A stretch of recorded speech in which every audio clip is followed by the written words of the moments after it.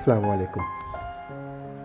আজকে আমরা জানব বরিশাল শহরের প্রাণকেন্দ্রে 30 গোডাউন এরিয়ার পাশে ওয়াপদা বধ্যভূমি সম্পর্কে। আসুন জেনে নেই এই বধ্যভূমি সম্পর্কে কিছু তথ্য। 1971 সালে মুক্তিযুদ্ধ শুরু হলে পাকিস্তান সেনারা 18 এপ্রিল জল, স্থল আর আকাশপথে বরিশালের দিকে অগ্রসর হয়। তারা 18টি জাহাজ, সৈন্য ও অস্ত্রশস্ত্র নিয়ে আসে, সাথে বিমান হামলার ভয় সৃষ্টি করে। 25 এপ্রিল তারা বরিশাল শহর দখল করে এবং শহরের প্রাণকেন্দ্রে ওয়াপদা কলোনিকে তাদের ঘাঁটি বানায়। এখানেই গড়ে তোলে মিনি ক্যান্টনমেন্ট, টর্চার সেল আর বাংকার।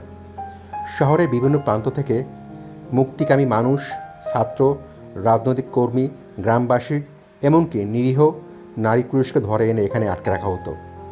তাদের উপর চালানো হতো অমানবিক নির্যাতন, প্রহার, বৈদ্যুতিক শক, ক্ষুধার্ত রাখা এবং মানসিক নিপীড়ন। এরপর অনেককে সাগরদী খালের পাশে নিয়ে গুলি করে হত্যা করা হতো। শহীদদের মরদেহ ফেলে দেওয়া হতো খালে কিংবা আশেপাশের গর্তে। ঐতিহাসিক তথ্য অনুযায়ী প্রায় 3000 মানুষকে এখানে হত্যা করা হয়েছিল।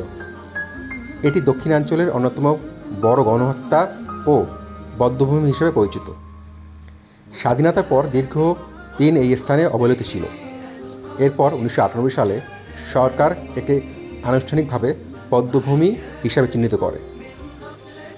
2012 সালে স্মৃতি 71 কমপ্লেক্স এর ভিত্তিপ্রস্তর স্থাপন করা হয়, আর সাম্প্রতিক সংস্কার উন্নয়নের মাধ্যমে এখন এটি সর্বসাধারণের জন্য উন্মুক্ত।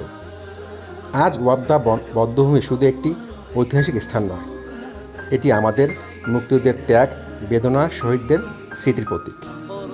প্রতি বছর এখানে শহীদদের শ্রদ্ধা জানাতে অসংখ্য মানুষ সমবেত হন। ওয়াপদা কলোনির এই বধ্যভূমি আমাদের মনে করিয়ে দেয় স্বাধীনতা এসেছে রক্ত আর হাজারো প্রাণের বিনিময়ে।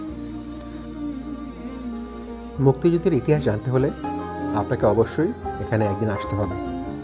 আপনারা অবশ্যই আসবেন সময় নিয়ে। আশা করছি নিরাশ হবেন না। ধন্যবাদ, ভালো থাকবেন।